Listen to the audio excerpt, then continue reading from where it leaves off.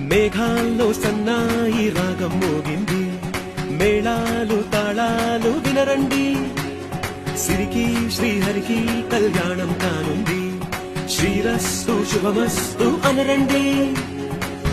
అచ్చతలు గంటో పెళ్లికి అర్థం చెప్పారంటూ, మెచ్చదగు ముచ్చట ఇది అని సాక్ష్యం చెబుతామంటూ, జనులంతా జై కొట్టేలా జరిపిస్తామండి. అందాల కుందనపు